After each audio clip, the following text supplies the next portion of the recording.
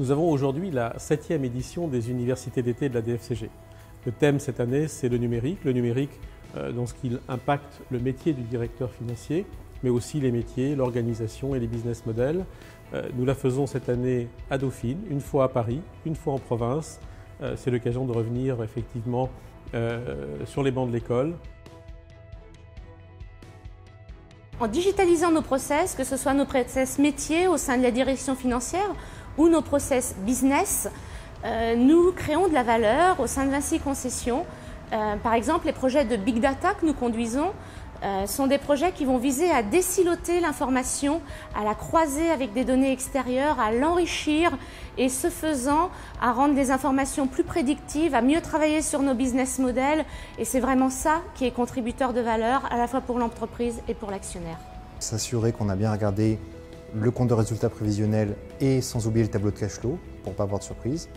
Deuxième point, s'assurer que, indépendamment du calcul du prix, de la valeur de la société, regarder un peu ce qu'on va faire de la société, qu'est-ce que ça va apporter ensuite.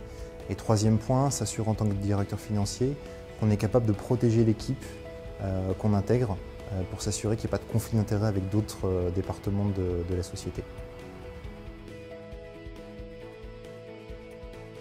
Dans l'entreprise digitale, le commandeur qui faisait du top-down a laissé la place au leader qui fait du bottom-up, où les salariés, les différentes unités de l'entreprise souhaitent poursuivre ce projet. Donc les employés ont maintenant, et la génération Y, des vies économiques, sociales ou familiales qui interagissent entre elles. Il n'y a plus de frontières infranchissables entre elles. Et la révolution numérique leur permet de pouvoir travailler en différents lieux et en différentes zones de temps pour pouvoir s'adapter aux cycles et aux besoins de l'entreprise.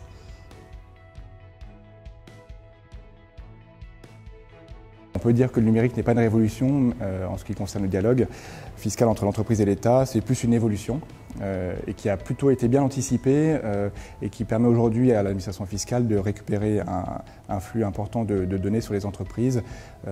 Mais on peut constater que les échanges de données sont plutôt fluides entre l'entreprise et l'État. La nouvelle ère pourrait commencer demain avec la possibilité pour l'administration fiscale de croiser les données des diverses déclarations que les entreprises lui envoient et en particulier pour des contrôles.